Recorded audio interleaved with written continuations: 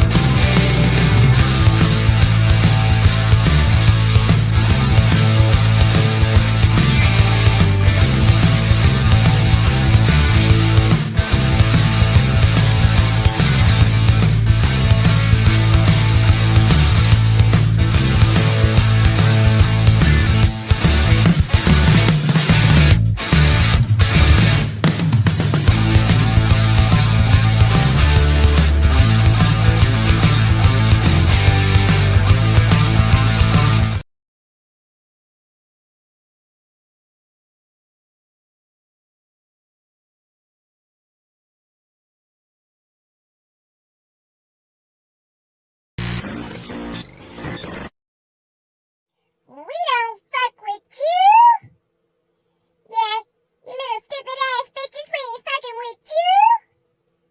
We got a million trillion things that we'd rather fucking do than to be fucking with you. Ha! Ain't nobody got time for that shit.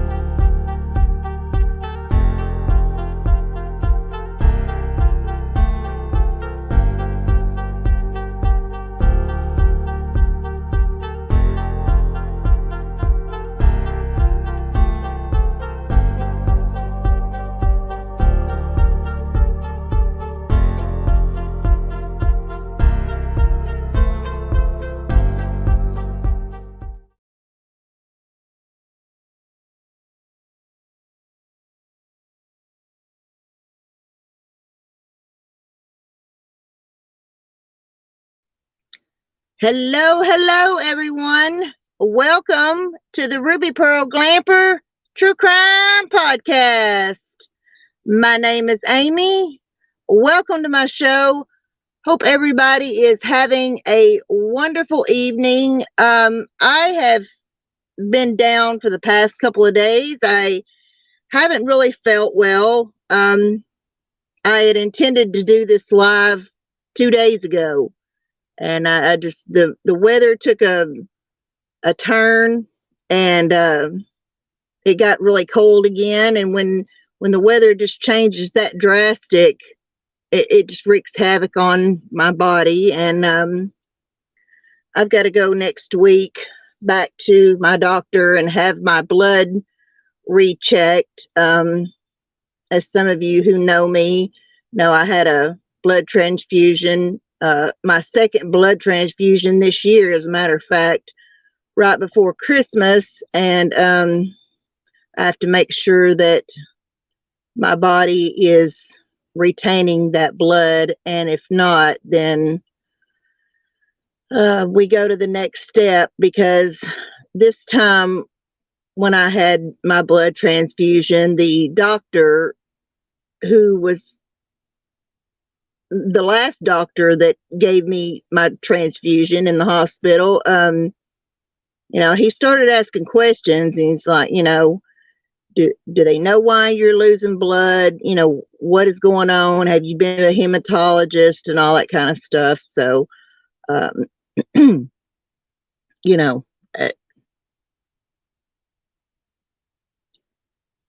even want to get on that subject, but anyway, I'm honestly hoping I don't end up back in the hospital, because That is my least favorite place to go.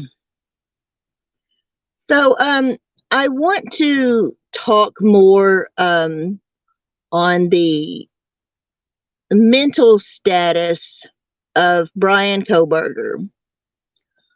We had a conversation, Bullhorn Betty and I, on her channel the other night, and talking about Bryan Kohberger's, mental state of mind, and what led up to this,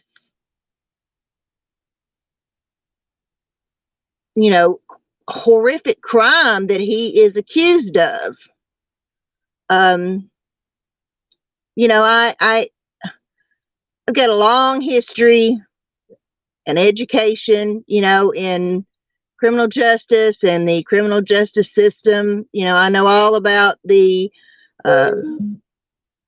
have the right to a fair trial and by a jury of our peers, and we have the presumption of innocence, but you have to also think that, while yes, you're supposed to be innocent until proven guilty, if Bryan were being tried for this crime right now, the evidence so far shows me that he is guilty. Now, I mean, yeah, it's innocent until proven guilty, not guilty until proven innocent. But if we were in, as far as the court of law is concerned and the evidence that I've seen so far, I do believe that he's guilty. However, if he is not guilty of this crime, then, I am, hey, Charlie K., how are you? I am, more than happy to, see the evidence that, he is not guilty of this crime. That's one thing I believe in. I do believe that everyone does deserve the right to a fair trial and a jury of their peers. And, I have seen the criminal justice system railroad people for crimes they didn't commit. So, that's not something I would be willing to do as a juror. So by all means, if Bryan Kohberger is not guilty of this crime, then I'm more than open to hearing whatever evidence he has to prove that. So, but Betty and I, we were just talking about, his mental state, and, is this guy a monster or is he mentally ill? And, I have suffered from mental illness since I was a child. I've gone through, different things, different,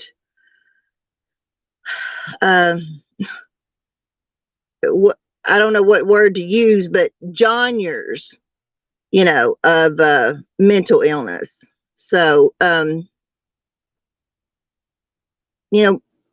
and I've had to study about mental illness in an effort to understand myself and understand why I am the way I am, why I do the things I do or act the way I act or whatever. I've had to try, I've, educated myself about mental illness and different types of mental illnesses and whatnot, in an effort to make sense of my own self. And I have had, friends come to me and, describe something to me or tell me that, their loved one or someone is doing this, and this, what is your take? What do you think this is? And, because my friends know that I've studied about, mental illness and stuff, and why I'm not, a psychiatrist or psychologist or anything like that. I just understand and know, a lot about symptoms and whatnot. And I, recently there have, this past week, there have been some, an account from Tapatalk, was found, that belonged to Bryan Kohberger, back in 2011 when he was in high school. And it he is in like a forum, talking about suffering from visual snow syndrome, and talking to others who suffer from it as well, and just having discussions about medications and what visual snow syndrome, how it debilitates their life and makes them think this way or feel this way, and side effects from medications, what works, what don't, things like that.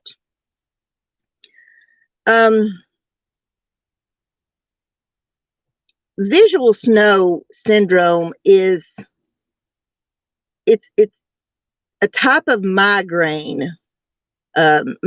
headache, basically, and it causes you to see white dots and like see things, really snowy, like as if you were watching everything through an old snowy analog television from the 60s. Now, I suffer from chronic tension headaches, which is where the headaches come from the occipital nerves in the back of your head at the base of your skull. And, and they come up the back of your head and, over into the front of your head. And I mean, I have had people who have had to pick me up out of the floor and carry me to the emergency room. These headaches get so bad sometimes, I literally can't lift my head off the pillow or the bed, and I'm just vomiting. They're so horrible. I do have very blurry vision, but I also have, bad eyesight. My eyesight, one of the weird little things that my mom have and I have in common is that our eyesight started going bad when we were both in the 9th grade. And, the last time I had had prescription glasses, they told me that before it was over, I would be in trifocals. And, I also suffer from fibromyalgia, and, that is also another thing, that causes eyesight debilitation and, causes the tension and stuff in my neck and back and, all these different trigger points and whatnot. For anyone that doesn't understand what fibromyalgia feels like, if you've ever been tased by the police, or even watched a video of someone being tased by the police, or you've ever watched a movie, like The Green Mile, and seen someone die by the electric chair. When these currents of electricity go in, to your body, well, with, when you get the electric chair, you will see that the person, tenses up and till it causes cardiac arrest or whatever, and then you die. When you've been tased by the police, whether you've experienced it or whether you've watched a video of it, you see the person tense up and start shaking and, drop to their knees. At least normal people do. I mean, if you're hopped up on something, then that could become a different story. But for the most part, that's what happens. So imagine having a low voltage of electricity running through your body. What feels like a low voltage of electricity 24/7, 365 days a year. And you've got this like low voltage of electricity going into your body. And it causes your muscles to tense up. And it's like you can never relax. About the only two things that help me to relax is a stiff shot of pain medication, hospital, worthy, or so smoking some pretty stout weed. But other than that, your body never relaxes. And I also have stigmatism, which makes me sensitive to light. And that's what my sensitivity to light has always been chalked up to. But Bryan suffered, or claims to have suffered, from these visual snow syndrome type migraine headaches, which is completely different. And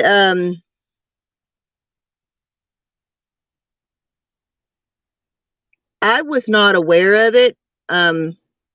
So I did some research into it and actually found its connection to fibromyalgia and how it's related. All this stuff is neurological. These headaches are neurological, the same way, my headaches and my fibromyalgia are neurological.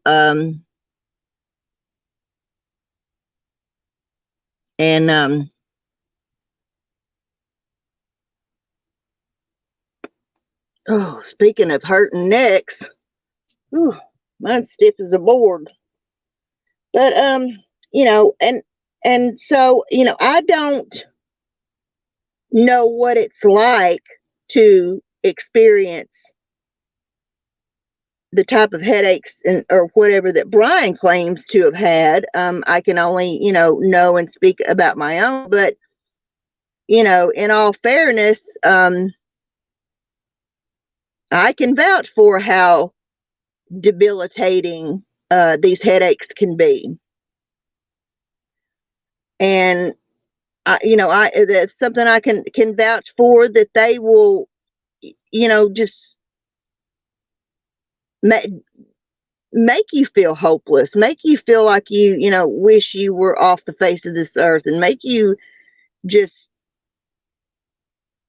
desperate and depressed and whatnot. Anything chronic like that takes a toll on you. Stress takes a toll on you. Everyday life takes a toll on you, and these things affect your mental health.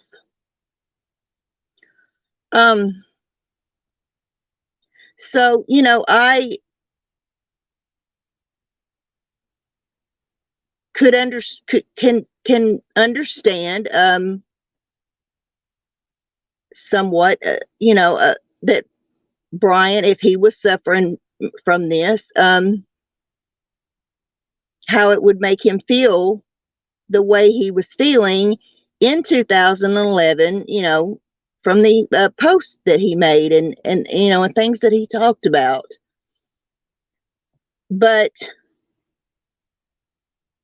how do we get from headaches to murder? How do we get from taking our own life ideation to homicidal ideation? And what happened in between time period in Bryan's life up to November the 13th, 2022? What could have caused him to be in such a mental state to want to murder 4 people that up to this point we still have no information that he knew these girls from Eve, that he knew these people or anything. There's been no connection made yet as to whether he knew them or not. But I have made a video on the things that Bryan wrote on Tapatalk. So without further ado, I'm going to show this video and hope you enjoy it. Just bear with me for a minute, and because this is the first time I've ever actually shown something separate on my screen besides myself. I'm still learning StreamYard, so.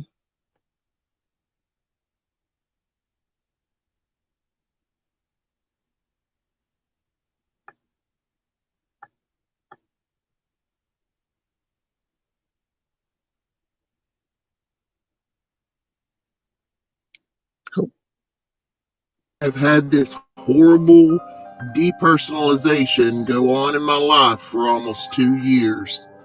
I often find myself making simple human interactions, but it is as if I am playing a role, playing game, such as Oblivion. I can see what is going on. I am slightly into it, but I can pause the game and focus on my real life. In this case, my life is the game, and my old self can be reached by pausing the game. But how? I often think of things that humans do, things I have done my whole life. I feel like an organic sack of meat with no self-worth, as I am starting to view everyone as this. Everything I have ever done makes no sense. How did things get this way? How am I wearing this shirt? And who decided what humans shall wear shirts like this? Are we all just advanced animals with possession? Or is there more? More that I can't see? I can't connect. I view everything as if I was playing Oblivion, pointless and full of nothing out of reality. I am moving out of my house. My last holidays were already lived, but where was I? As my family group hugs and celebrates, I am stuck in this void of nothing, feeling completely no emotion, feeling nothing. I feel dirty, like there is dirt inside of my head. My mind, I am always dizzy and confused. I feel no self-worth. I am intelligent, but I feel the opposite. I say things I don't mean. The last holiday in my house, the house I grew up in, the house I once contributed to, the house I once felt at home in, is past. As I hug my family, I look into their faces. I see nothing. It is like I am looking at a video game, but less. I feel less than mentally damaged. It is like I have severe brain damage.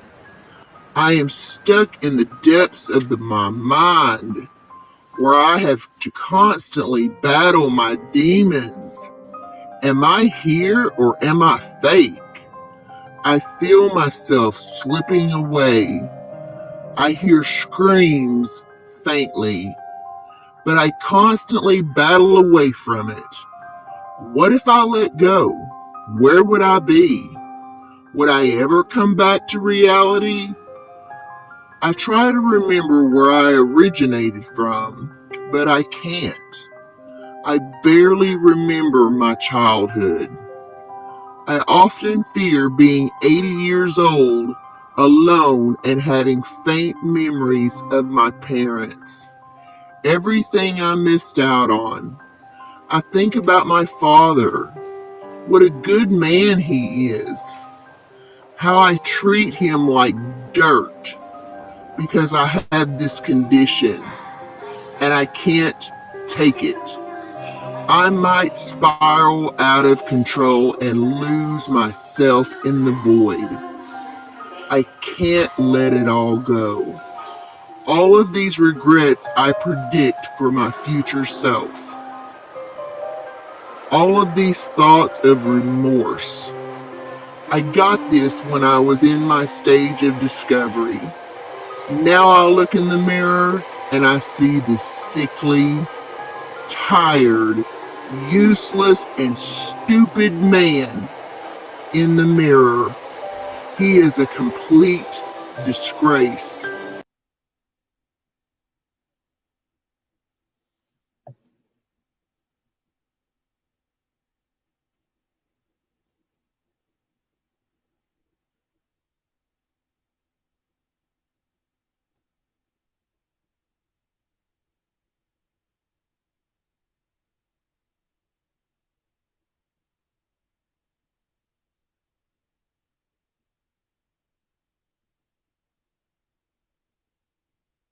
Well, is everybody still there? I don't know what happened.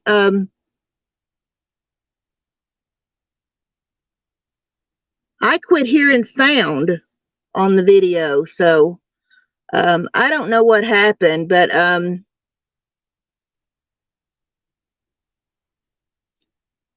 me see.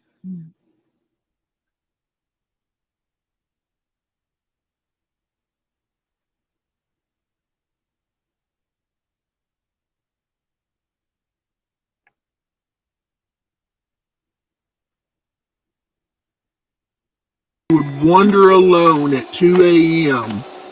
Everything was so generic. Nowhere felt like home. I saw things that were not there. A different reality. I felt eerie and alone. I died during those nights. I felt like a criminal, but where was my record? I can't talk without flinching now. I used to be this healthy, blonde-haired boy with blue eyes, and in a few years, I have darker hair and darker eyes and half the body weight. Where did I leave off?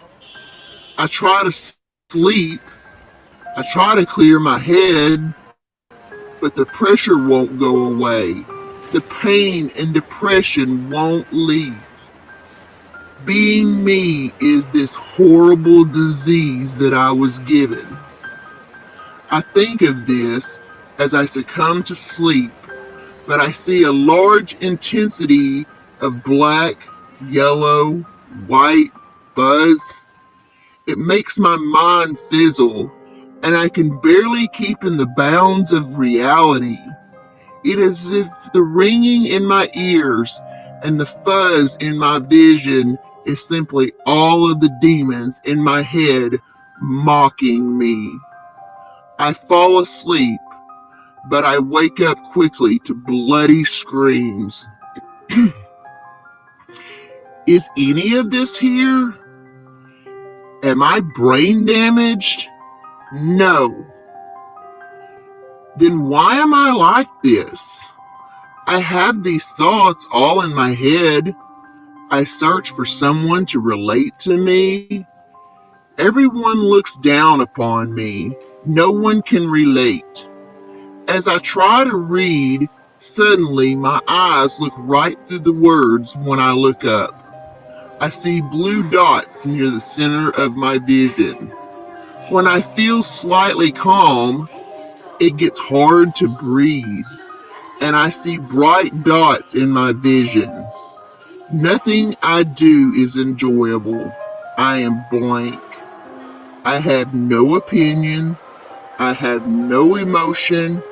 I have nothing. Can you relate to that? I always feel as if I am not there, completely depersonalized. Mentally, I experience fog, lack of comprehension at sometimes, feel like my life is a movie, depersonalization, depression, no interest in activity, constant thought of taking my own life, crazy thoughts, delusions of grandeur, anxiety, poor self-image, poor social skills, no emotion. I feel like nothing has a point to it. When I get home, I am mean to my family. This started when visual snow syndrome did. I felt no emotion, and along with the depersonalization, I can say and do whatever I want with little remorse. Everyone hates me pretty much. I am an asshole. Bryan Christopher Kohberger, 2011.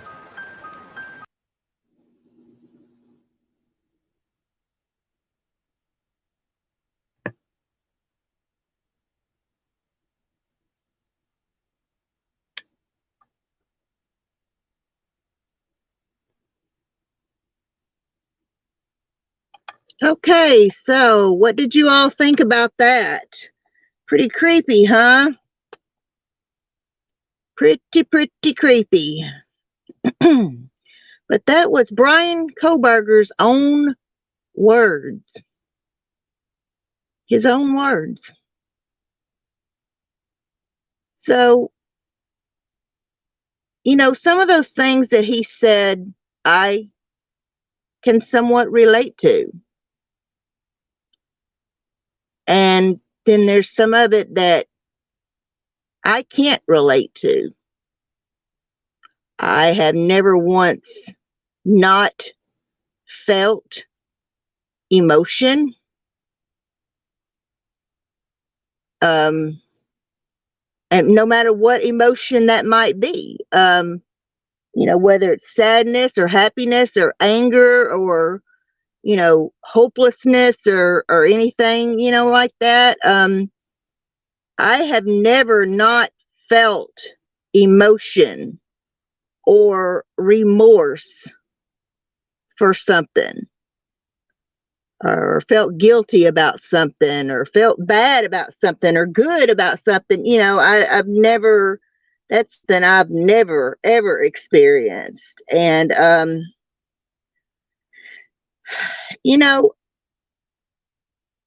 maybe one of the differences, of course, like I said, these The type of headaches that Bryan claims to have had and that I have are, two completely different types of headaches, and they affect two different places in your brain. The one difference in, like Bryan Bryan was a gamer. And that is, you might as well be speaking Japanese to me when you start talking about gaming, unless it's, Monopoly or Uno or, Candyland or something like that, then you might as well be speaking Japanese to me, because I don't understand any of it. I mean, I haven't played anything probably since Super Mario and my ex-husband's, Nintendo. That's how old school I am. But I know that these new games and stuff, and this virtual reality and all that stuff, this is a whole new ball game from what I grew up on. So, this isn't Yahtzee. This is not even Monopoly. And these people will play these games for hours and hours and hours on end, and they forget, the lines between fiction and reality begin to blur. But it's not, anything I can speak on, because hi, Southern Grammy Wolf, how are you?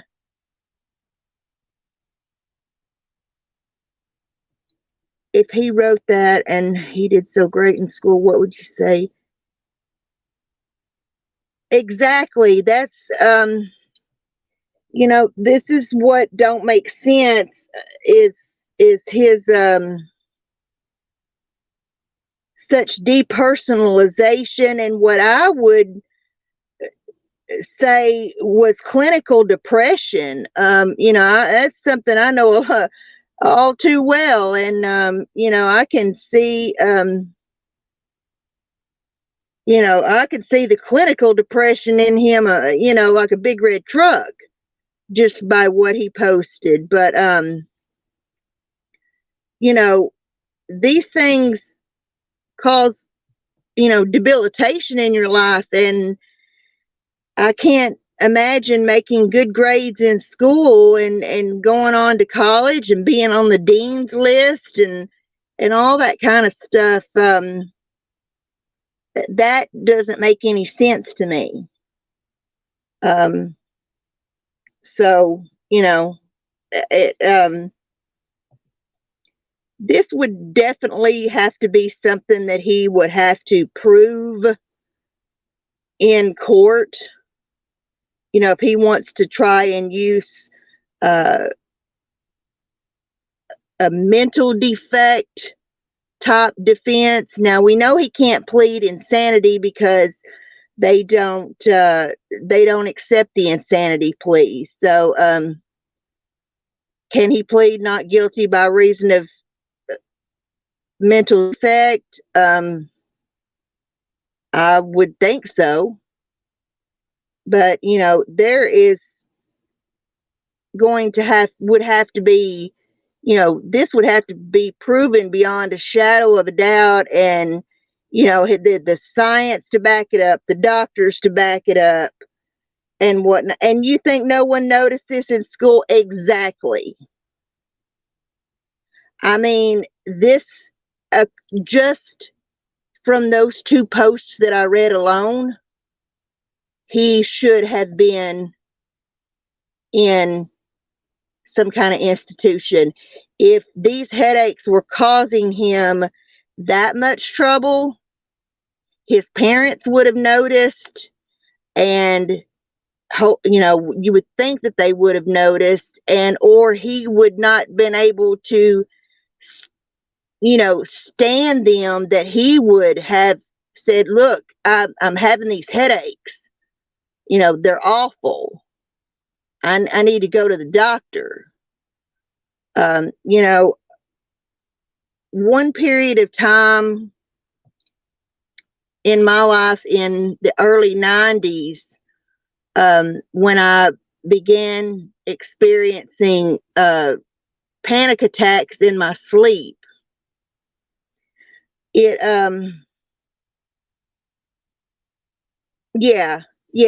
That's true, but those were written in 2011. This is 2023.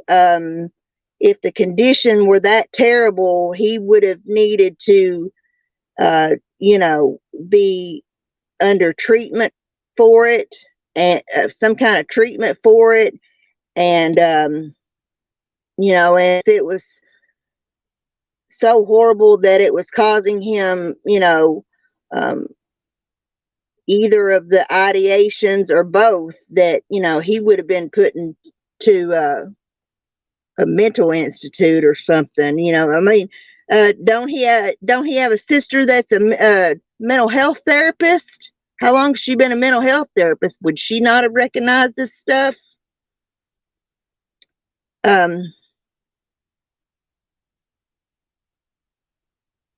This he spoke. One of the things that he spoke about, in that was about this game Oblivion. And like I said, I'm not a gamer. I did look it up to see what the plot or the storyline of the game was. It made absolutely no damn sense to me, so I'm not even going to try to convey it to y'all. Maybe someone who is a gamer or someone who has played that game could explain it better, but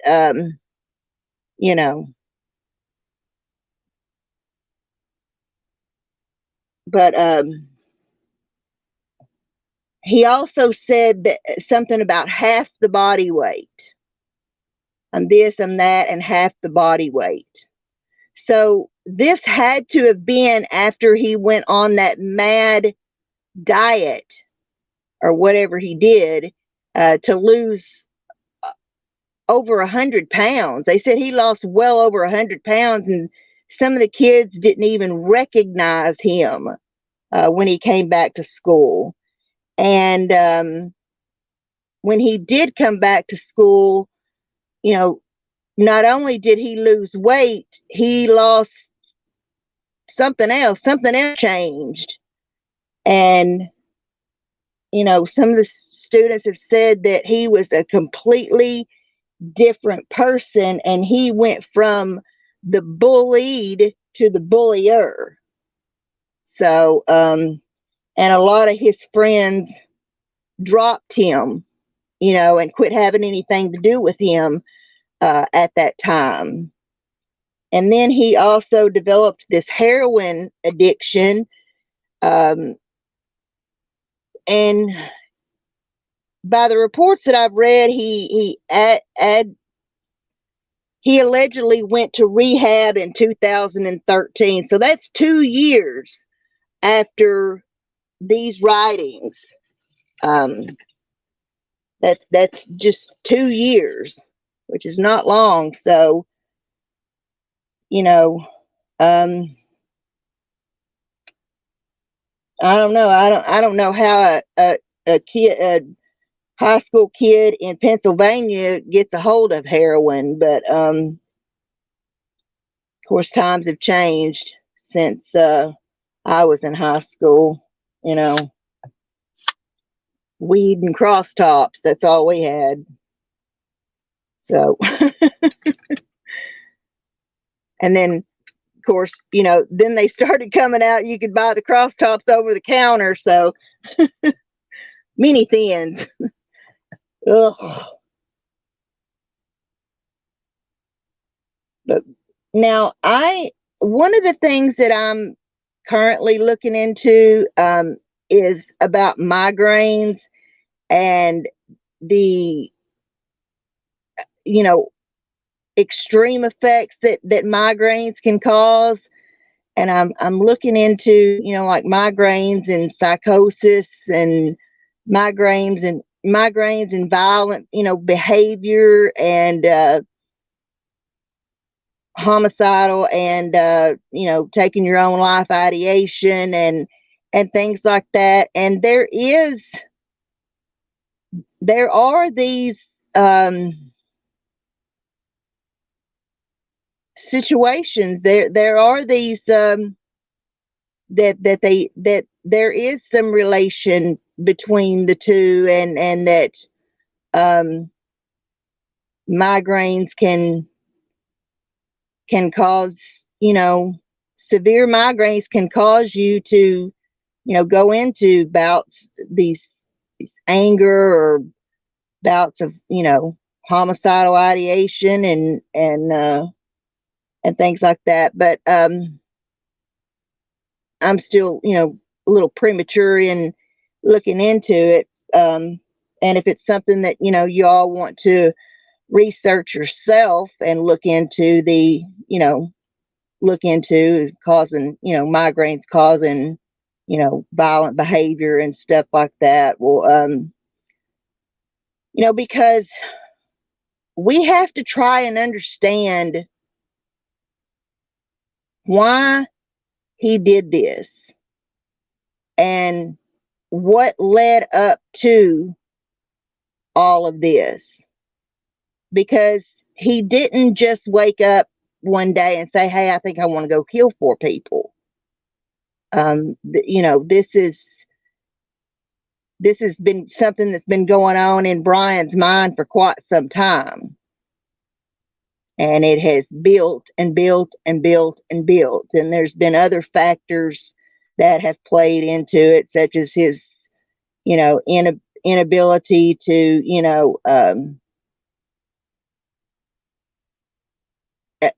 he just wasn't, didn't do too well with the ladies, and he had some awkward social skills and things like that. And so, and like I said, he was bullied by girls in high school as well. So I had an ex-girlfriend had the lost weight surgery, forgot the name, her personality. Yeah, definitely. And if that's when he also got into heroin, if he would have done even more change. And so, like I said, I'm not a licensed psychiatrist or psychologist or anything, but I want to understand how we got here. How we got from a depressed kid with headaches to a quadruple homicide.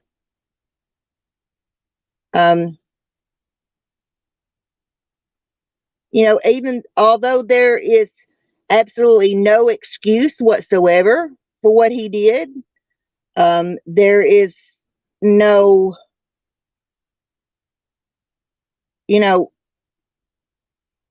mental illness is not necessarily something that is working out in favor of people, really. And one of the worst mentally, mental illness cases I've ever seen was Andrea Yates. But she still knew right from wrong. And she still planned it. She was coherent enough to plan killing her kids in that 30-minute time period between her husband when he left for work and her mother-in-law coming over to babysit her. They knew that woman was in a severe mental state. She had been in and out of hospitals and on and off some of the most potent drugs for mental illness and psychosis and hearing voices and all that kind of stuff. She had been through not just postpartum depression, postpartum psychosis.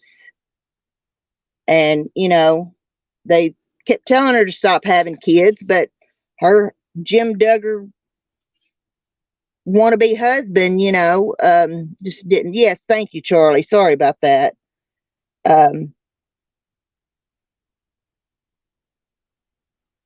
Yeah. Yeah,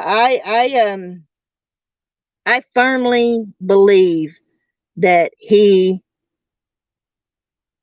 I don't believe he just picked these girls randomly, or maybe saw them, just, oh, this is a pretty girl here on Facebook. I think I'll start stalking her. You know, there was some type of interaction, whether it was online or whether it was in person. And maybe he frequented the Mad Greek restaurant that had the, you know, really good vegan menu. There was some type of connection made. Um, but even, and Travis Ryan King was, he was way out there in foul ball field, and but he knew right from wrong.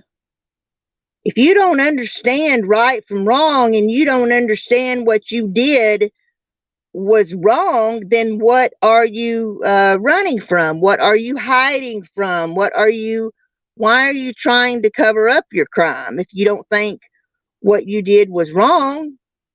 So, that defense just don't work. And, we've seen Bryan in court twice now, and he seems pretty coherent to me. I mean, he's only answering yes or no to the judge's questions, but he seems pretty coherent and in his right mind to me. So, I can't say as any kind of a mental illness defense is going to work for him. So, but I will certainly be anxious to, find out things like, how he scores on the forms that you like and tests you take, to help, determine if you have mental illness or what type, or, and he'll be evaluated by a psychiatrist or psychologist or whatever, and they'll determine their findings. So his medical records will definitely be interesting to see if any of this is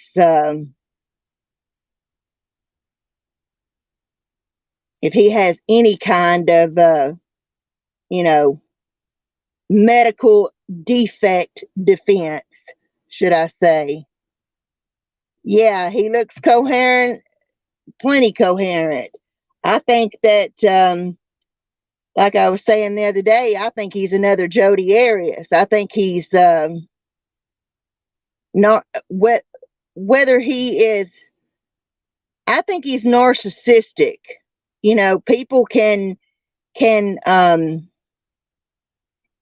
still have a poor sense of self, but yet can be very, misogynistic and narcissistic. You know, at and it's caused from trying to make yourself appear to be, more than what you are. You're trying to compensate. You know, oh, I gotta make these people think I'm smart. And or whatever, and it becomes narcissistic, so to speak. And then it's like you think you're smarter than everybody else in the room. Hey, Gab Gab. He does not eat meat. He gets special meals. God. Oh, no doubt. And I actually want to comment on that, Charlie, since you brought that up. Gabby, go over there, honey. Um,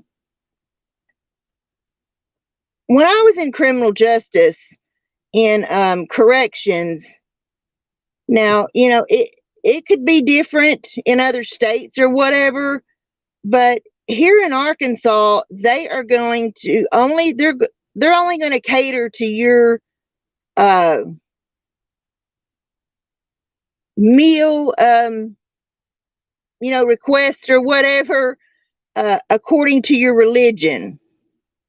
Like people that maybe, yeah, a vegan with a leather sheath. Uh-huh. Good point, Roy.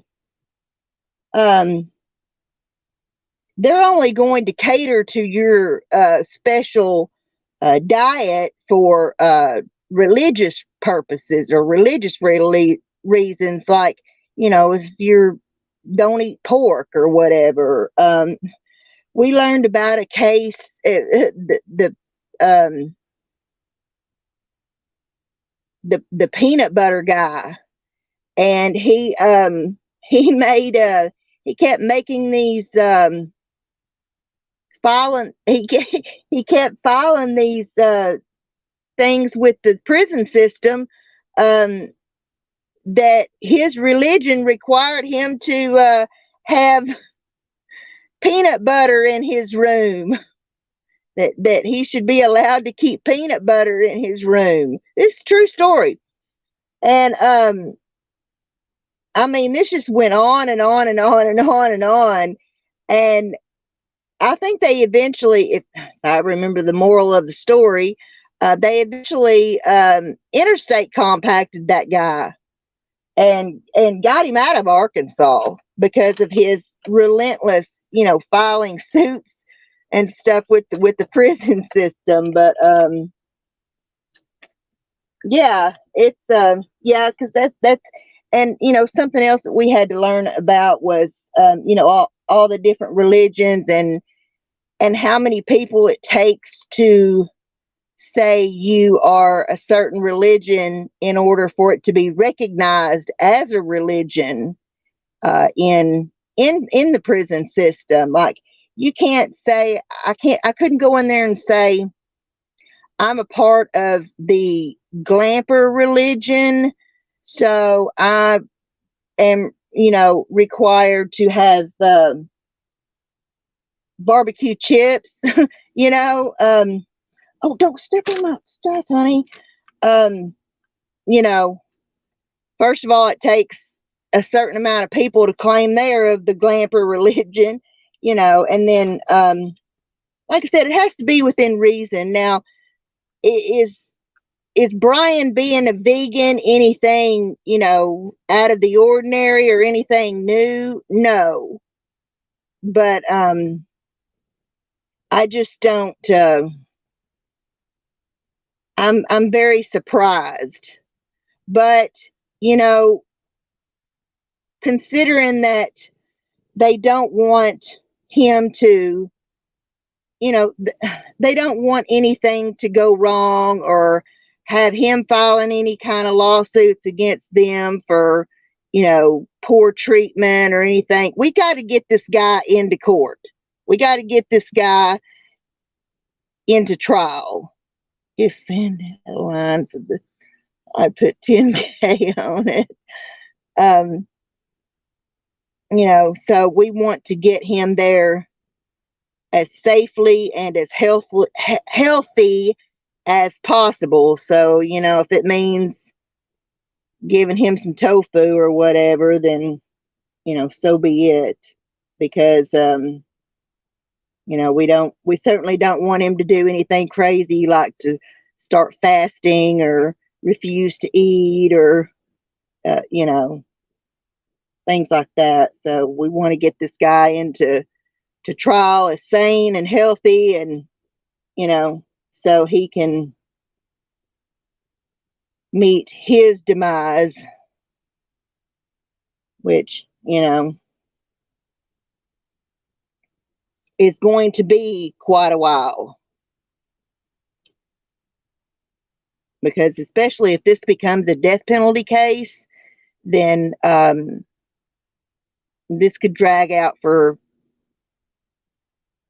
2, 3, 4 years. I mean, It took 8 years to get Jodi Arias into trial with all the pre-trial motions and fighting back and forth. Gabriella, if you don't get out of my space, honey.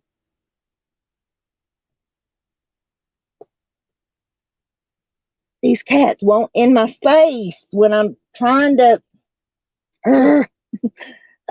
Roy, I swear to God, I've been studying law too long.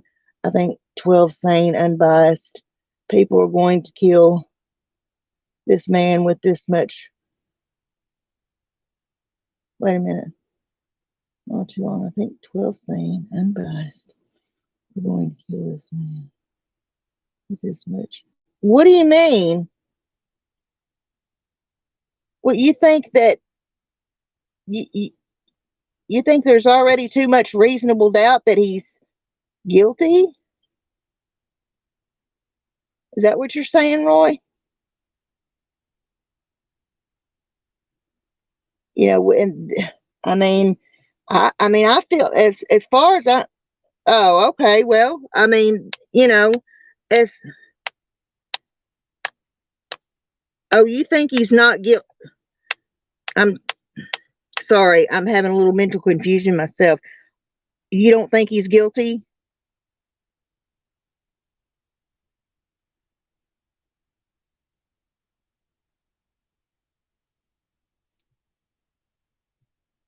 Um, you know, as far as the oh, yeah, I understand that. But you got to also remember that you know, this isn't everything, and we don't know yet what they found in his apartment, his office, his parents' house, his car. You know, yeah, I understand. You know, this is like I said, this was just probable cause to arrest him. Um, so you know, the you know, the investigation is still ongoing, and there's, like I said, there's still, you know, stuff to process and whatnot from his phone, his computer, his office, his, you know, house, and everything else. Why you think it's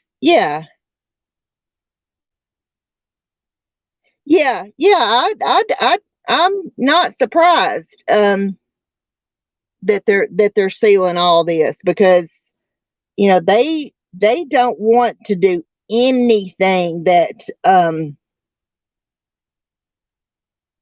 is going to jeopardize this case. And I honestly commend them for that. I really do.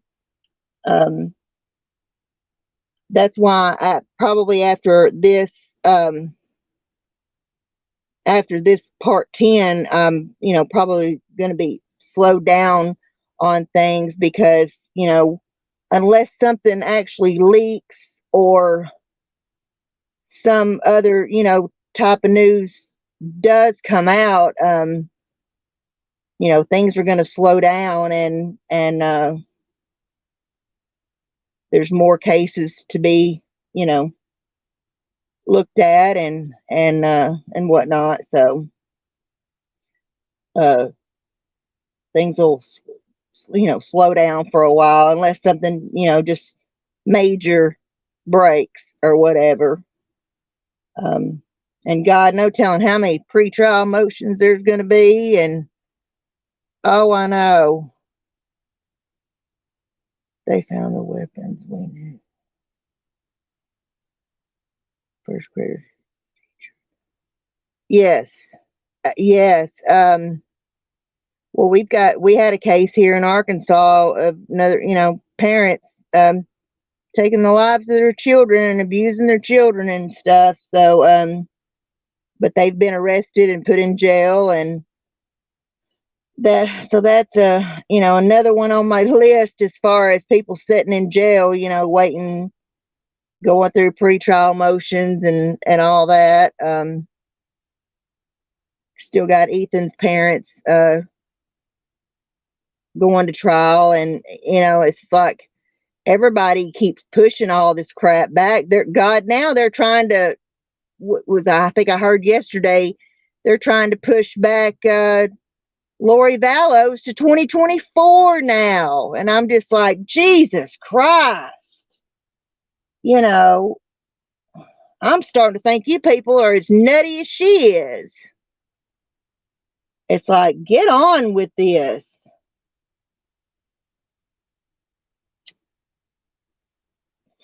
Hell, I want to live to see some of these trials.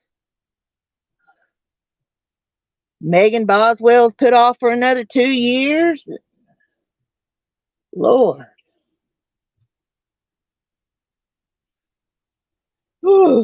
So, what do y'all think? What do y'all think about what Bryan posted and the the words that he said in the little video that I made of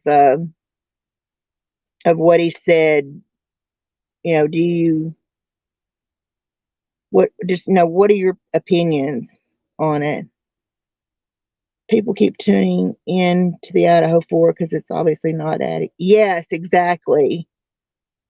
And yeah, there's a lot of crazy stuff happening. It's just when I think I've seen it all or heard it all, it's just like, something else bizarre happens. There's another case out that's come out in the last couple of days, I think, a man who allegedly hacked his wife up.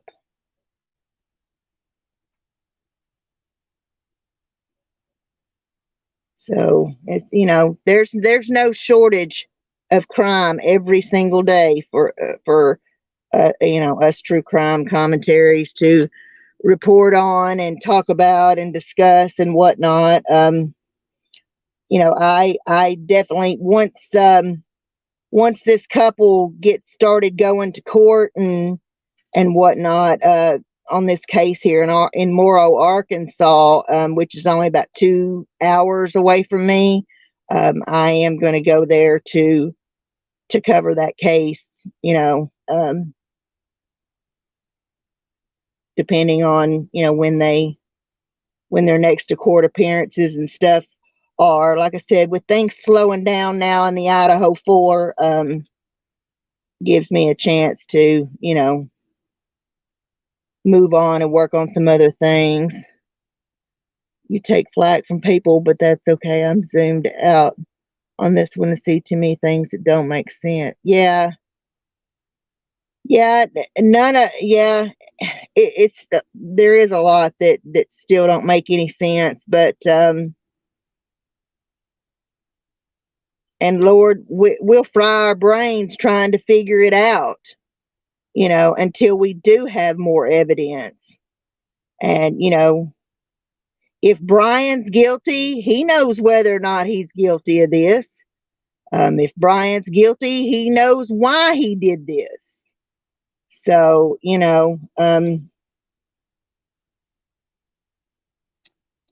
but we'd drive ourselves crazy, trying to figure him out. But I just, after I read those posts that were uncovered, from Tapatalk, I found it very interesting, and I think that we have, all come to the conclusion that something, went on with him in the years prior, and to all this, and each piece of the puzzle, it's all pieces of a puzzle. I think that when you end up, getting all the pieces put together, you're going to have a puzzle picture of the Idaho 4, and we have to try to come to some kind of understanding, as to what happened and what in the world led up to this, even though it may not make sense, even though there's absolutely no excuse for it. we have to try and understand it all. They rushed it because the college. Yeah. Yeah, I understand. Well, I mean, if this guy is not guilty and, um, you know, claims and he has some knowledge of it or claims, that he had an accomplice or, there's some kind of new post that's come out that somebody made in the Facebook discussion groups claiming that they were a family member of Bryan and telling this big story about some security guard and, cocaine and all this, and he left him there and all this crazy, sorry, but if that story's true, that ain't gonna fly either. So I hate to be the bearer of bad news, but that story ain't gonna fly neither if that's true. So, but I am, like I said, I am a firm believer in the right to a fair trial. And, if you, even though as of right now, I feel that there's, enough evidence for me to believe that he's guilty, by all means, if he's got, evidence to prove that he's not guilty of this crime, then I'm more than happy to hear him out and, hey, sorry, we made a mistake. If I were asked to be on his jury today, would you be able, even though you have these feelings that you think he's probably guilty, would you be able to, assess all the evidence presented to you and make a fair and reasonable judgment? Yeah. You bring me something that shows you didn't do this, and I'm all open to it. I want whoever killed these 4 kids put in prison for the rest of their life, if not worse. So, if I'm supposed to believe they were following him, yet let him teach a room full of students living in the twilight. Yeah, I don't know. I don't,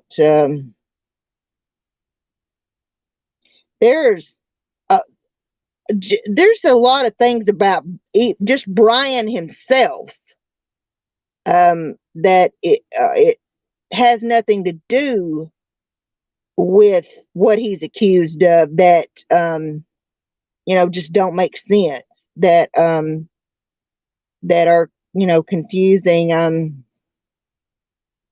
and don't quite understand. So, we're just going to have to wait for even further evidence and more evidence to make any sense of a lot of it, and hopefully we get those answers, because nothing sucks worse than, not having all the answers. So,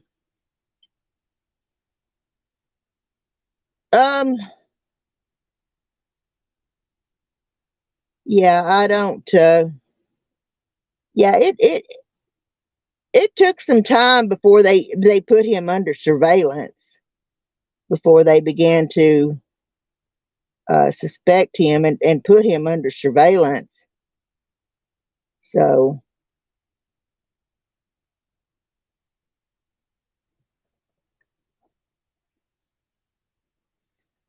oh goodness.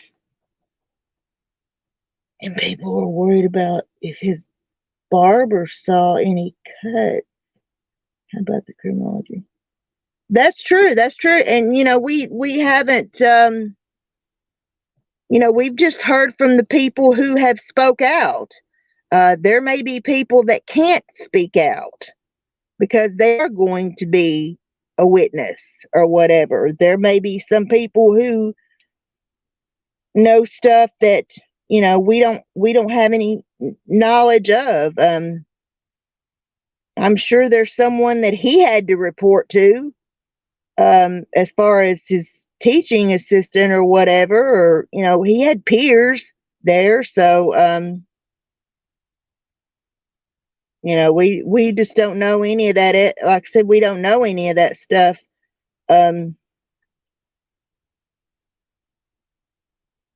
yet. There's no connection and stuff been made. So we'll just have to see how it all comes out and comes. Yeah, we'll know in 2 years. Oh goodness. Well, I that's really about all I have that I wanted to talk about. For anybody that listens to this that wants to take my words and twist them around and spin their own narrative on them or whatever, am I taking up for Bryan? No. Because what I wanted to do was besides the Bryan that I'm even talking about in this video is not the Bryan Kohberger accused Idaho 4 killer. I'm talking about 2011 high school, Bryan Kohberger, the person, pre-arrest, pre-suspicion that he, killed 4 people. So, oh, well, thank you. Thank you so much, Roy. Yeah, well, tell all your friends and whatnot, and yeah, hit the subscribe button, hit the like button.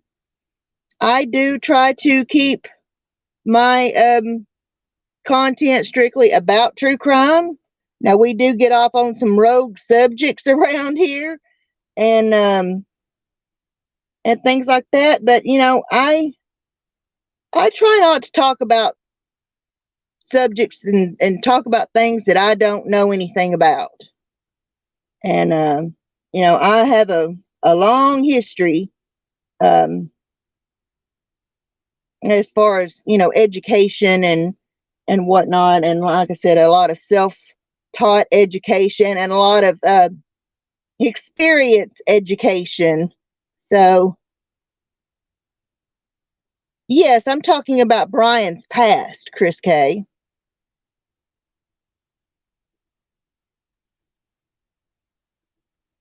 Yeah, I'm trying to.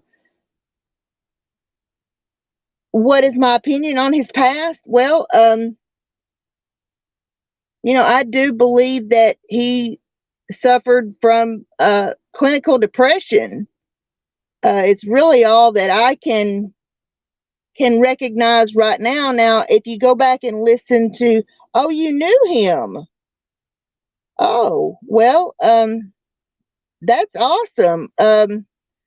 Maybe we could arrange for you to come up and talk about him and how you knew Bryan and the personality that you saw in him and what you thought about him. I was going, you knew him from 2011 and prior. Well, that's what this live was about, was trying to understand Bryan and what the road that led up to him being accused of murdering 4 people.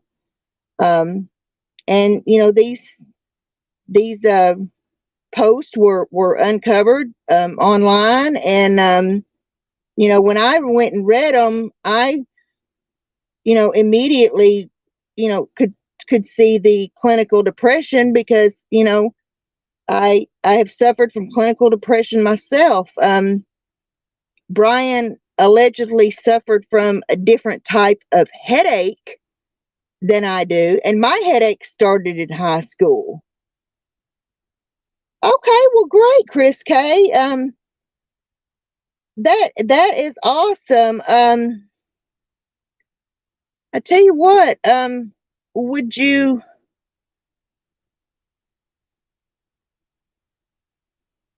uh do you have an email address, or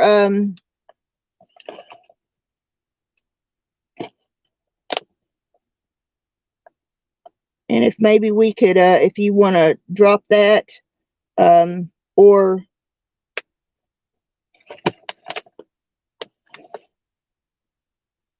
and we can, kind of talk about this.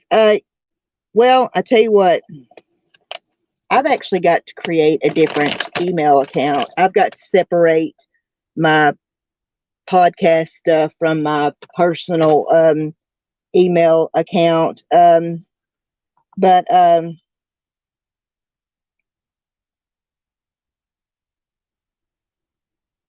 are you on Twitter, Chris?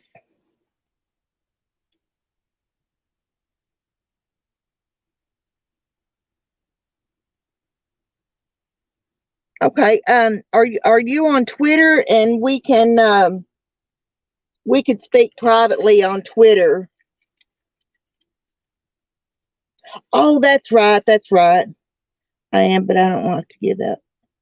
Okay. Okay. Well, if you want to, I tell you what, I am on Twitter at hippiegirl_70. HIPPIE_girl, capital GIRL 70. And I'm listed as the Ruby Pearl Glamper True Crime Podcast. So if you want to follow me on Twitter and we can speak through, DM that way, that'd be great. I've got some people after me right now as well. Yes. I've got some, I've got me some new haters now. So, I'm going to have to create some things like, I don't even, talk by email too much, but I will.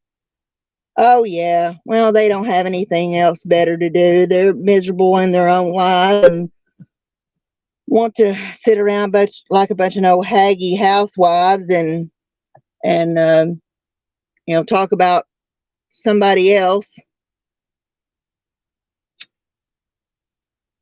who's trying to do good things and trying to, make a difference. And I don't entertain that mess. I ain't got time for it. I've done high school and I don't want to do it again. So.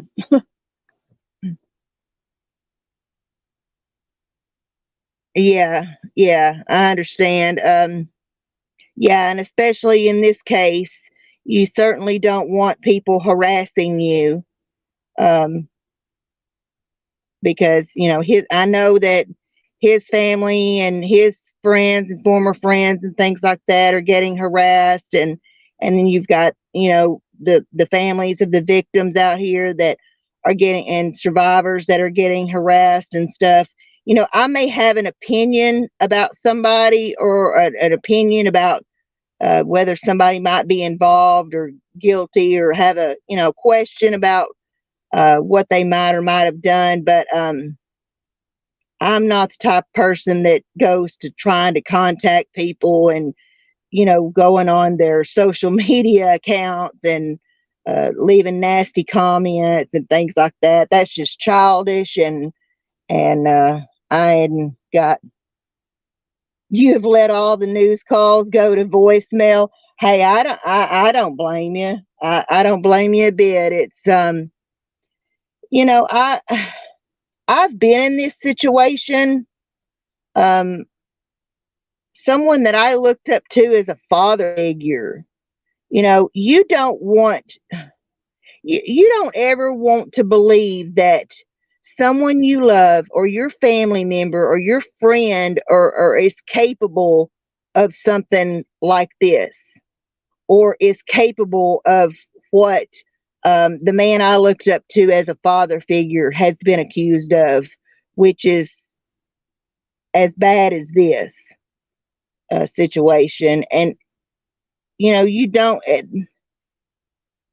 want to believe it, you don't want to think it, but you know, and it's a hard thing to deal with when you get slapped with the truth of somebody's not who you thought they were. That's a hard thing to deal with. They've twisted a lot of people's words. Yeah, I understand. I completely understand.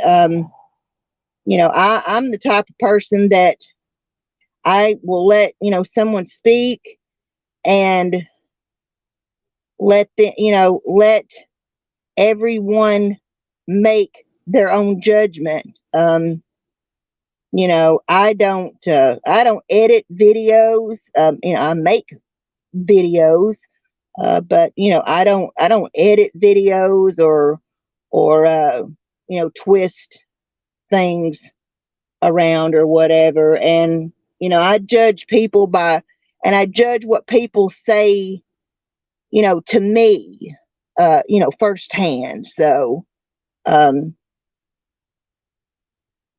yeah, you know, it would be wonderful to talk to you and have you up and discuss, you know, things about Bryan, because you know, only if he is guilty of this crime do we want to crucify him. You know, do we want to see him punished?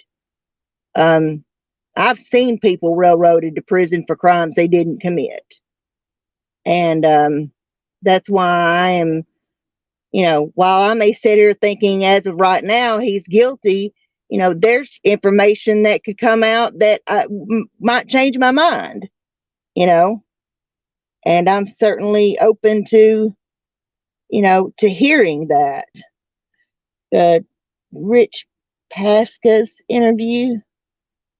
Okay, yeah, I don't know that I've seen, you know, several people, but I probably haven't watched near all of them. This has been a heavy case, a lot to keep up with, and a lot to follow and stuff. So yeah, I will definitely watch that. Cool beans, cool. Do you know those girls that have come out and spoke? I think one of them's name is Bree, maybe,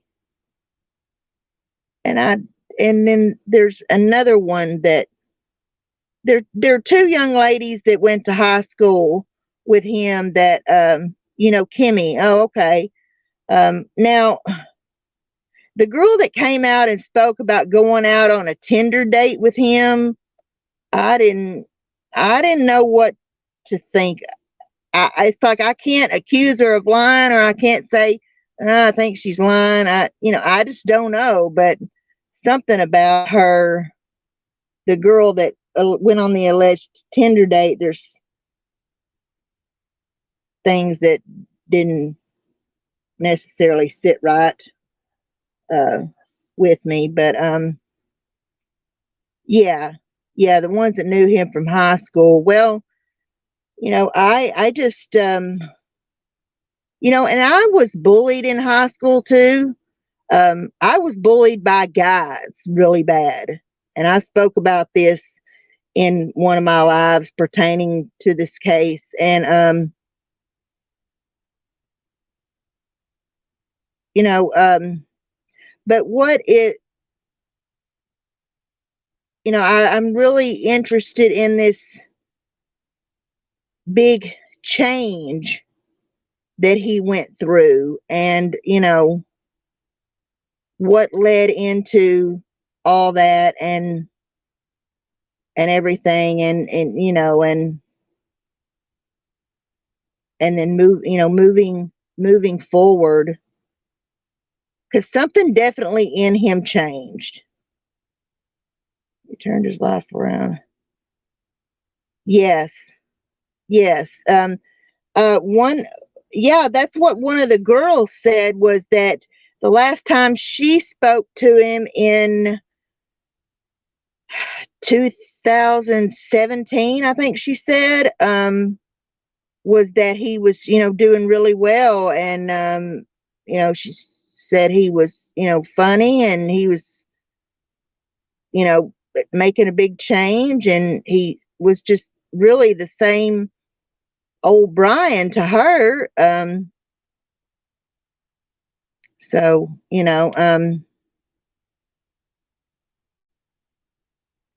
yeah, it don't make sense. And I understand how y'all feel and where you're coming from, because I've had to accept things about people that I didn't want to accept, and that someone could be capable of such, a horrendous act or whatever.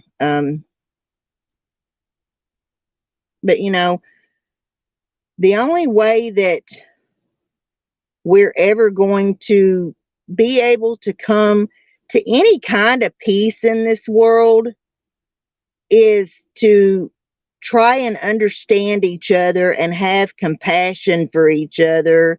And, this whole, because you're miserable in life, you want to make everyone else around you miserable.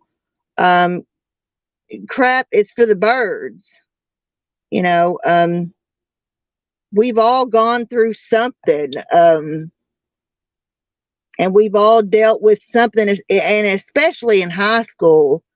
I had a I had a girl get aggravated at me because I was voicing my thoughts about some things that went on in high school, and she's just like, Amy, you don't think the rest of us were going through this or that or the other? And I'm like, I didn't say you weren't going through or dealing with anything, but I can't speak on what you went through, or how you felt, or who treated you in what way. I can only speak on what I went through and how people treated me and the shit that people did to me.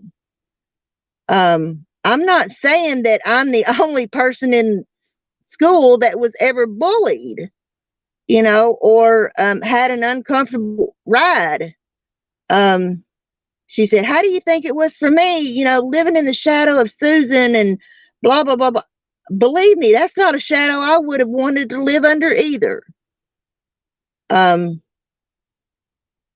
but I'm not saying that other people didn't have problems. I just can't speak on what, I can only speak on what I went through and who did what to me. Only negative thing I can say is the drugs he did. He then got, no, I'm not, yeah. I'm not bashing his mother at all, or saying that this is, her fault. Can I play that interview on here? I'd have to find it first. And I'm still, uh, learning StreamYard and everything.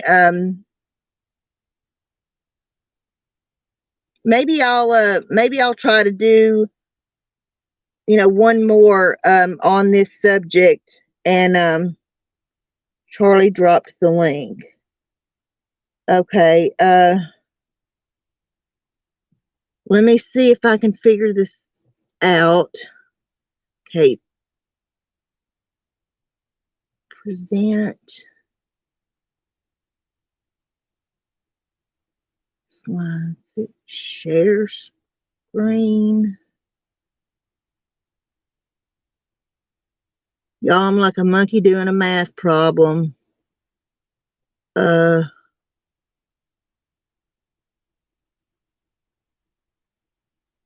Okay, I don't know what to do from here. Crap.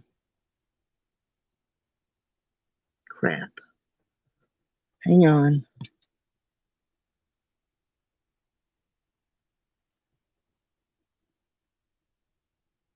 Okay. Okay. Yeah. I don't. Okay. Okay. Yeah. I definitely want to watch it, and I will share it on my community page. Definitely. I can at least do that after this live. I will share it on my community page. I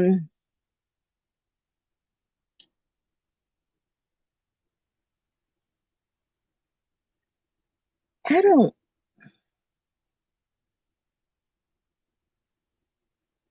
Yeah, I don't. I'm so sorry, y'all. I just don't know how to do that like everybody else does, as far as sharing, a page on during my live feed. That's the first time I've ever showed something separate on my show. This was my first time to do a presentation on here, so you got to forgive an old gal from Arkansas. um, but yeah, I want to, definitely want to, understand Bryan and what led up to this. And no, I don't blame his parents. This Every case for me is a case by case situation, and how I might feel in regards to one case, I may feel completely different about something in regards to another case. And I'll give you an example. I've covered the Ethan Crumley case very heavily, the Oxford high school shooter. And, his parents are actually facing 4 counts of manslaughter. And in that particular case, I've been more angry with his parents than I have been with him. And he's the one that went and killed these kids. But there's nothing to show me yet that there is anything to, blame his parents for yet, or, have any ill will toward them, or, I all I can say is that I hope that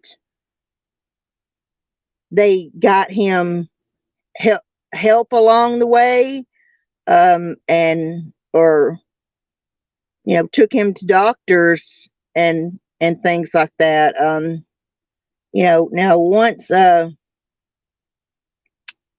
once he turned 21 and became a grown man and moved off, went to college, and all that. I mean,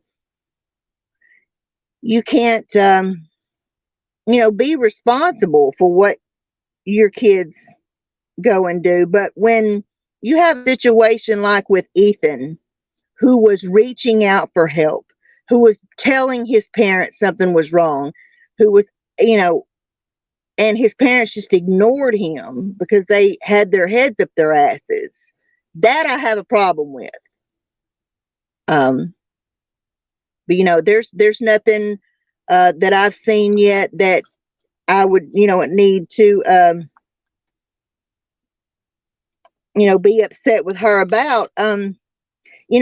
She did make the post about the whole Ted Bundy thing, and it's a sad day in America when we've got people applauding the death of someone else. I understand what she's saying, but the evil that was Ted Bundy, there's nothing else to do with that kind of evil except but to kill it. Um, you know, that's just the way that I feel. There's just nothing that we can do with that level of evil but kill it.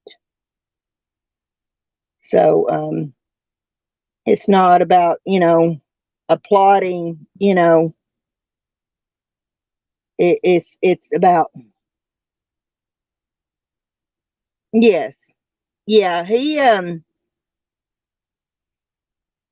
this is just horrendous, Chris. And like I said, I cannot fathom what in the world or why in the world he may have done this. And I'm sure that, you're waiting for that same understanding. You want to know why he did this, and what could have, happened.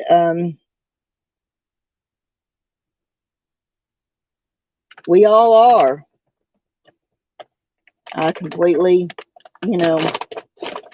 it's because there's nothing that these girls or Ethan could have done to him to warrant this, but I thought he did it more before the warrant came out, to be 100% honest. Oh, really? Um, it. I don't know. Like I said, I did not know Bryan personally, and there's been another thing that's been talked about is he's been compared to being an incel. And, that's another subject that I never knew anything about until they actually did an episode of it on Law and Order SVU. They had an episode on about these three boys that were incels that went and essayed some girls, and then one of them ended up killing one of the girls. And, that's something that I'm, was completely unfamiliar with. A lot of these online, forums outside of MySpace, Facebook, Twitter, Instagram, TikTok, Snapchat, that kind of stuff. I'm familiar with Reddit, and I became familiar with another public forum because I did some undercover investigative work for a friend of mine, and I had to look into a bunch of stuff that was on a thing called Lipstick Alley, some kind of forum called Lipstick Alley. But all these wherever these little incel groups are, I was not familiar with 4chan. I was not familiar with Tapatalk. I've seen the Tapatalk, app, but I never knew what it was for. I'm old school, so exactly, yeah. And to be honest with you, I miss MySpace. Honestly, MySpace was a lot cooler. It was fun being able to put cute wallpapers and all kinds of stuff like that on our and add music to our pages and all that. Um, yeah, I'm not a gamer. I don't know nothing about any of that stuff.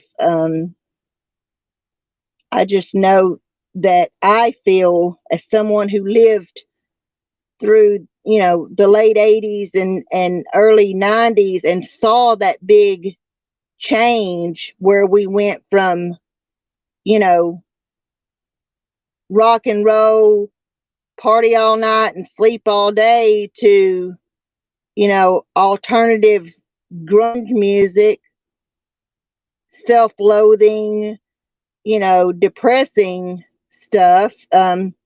which don't get me wrong, I, adore and love Kurt Cobain. Um, that big change that we went and these school shootings and things like that started happening. We had a school shooting that happened here in Arkansas about a year prior to Columbine that doesn't and never actually got the attention that Columbine did. But for a long time, they were the only living school shooters. All the other ones had taken their own lives, after they did what they did up until, I guess it was Nicholas Cruz. All the other ones, took their own lives after they did what they did. So, but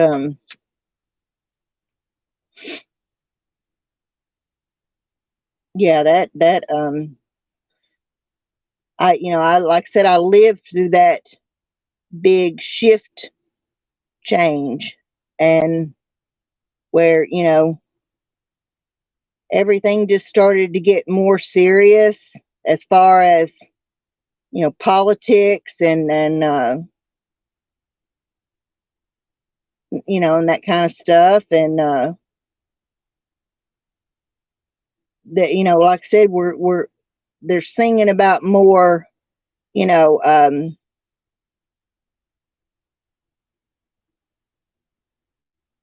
like if any of y'all know what the song Polly is about, um it's about a woman who was held captive and essayed. And the song Penny Royalty is about an abortion. These songs became, about very serious topics. Jeremy by Pearl Jam, I mean, I could go on, and then we get into the shock rock of Marilyn Manson, which I'm a Marilyn Manson fan. I love Marilyn Manson's music. But, I mean, he's been blamed for every school shooting since Columbine. And, that Marilyn Manson may not be, the greatest guy in the world, but, he's got a bad rap over that whole Columbine thing, and those kids weren't even Marilyn Manson fans. So, okay, yeah, definitely, Chris K. Definitely get in contact with me, and we'll do a show, and I'll have you on, and we'll talk, because it's it'll be very interesting. You know I want to do something, too, that to help people, try and understand about Bryan a little more, on a personal level, because that's, the only way we're ever going to come to some kind of conclusion or some kind of reasoning as to why he did this.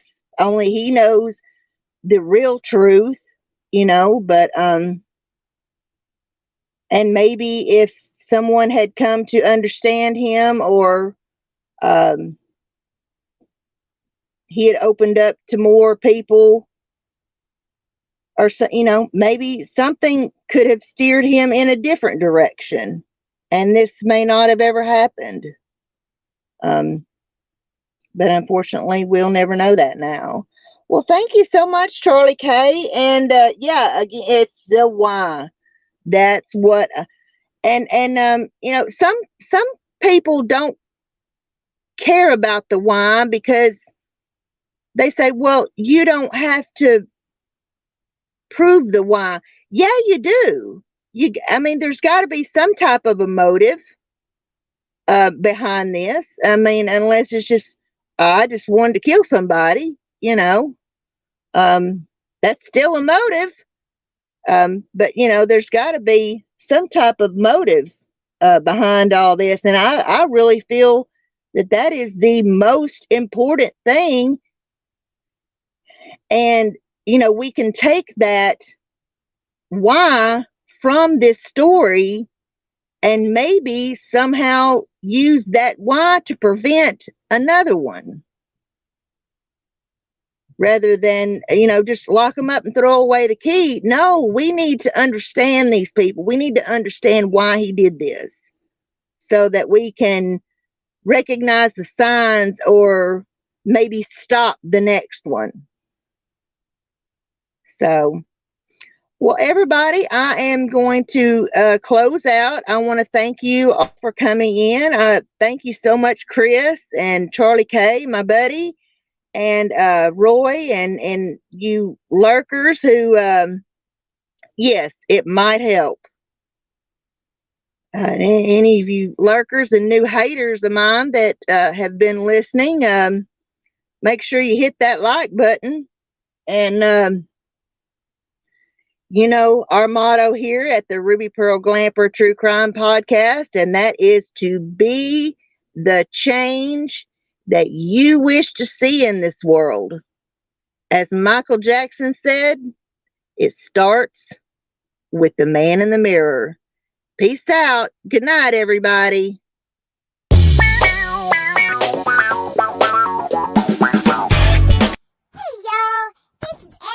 From the Ruby Pearl Glamper True Crime Podcast. If you love all things true crime, then please hit the subscribe button down below and don't forget to hit that notification bell.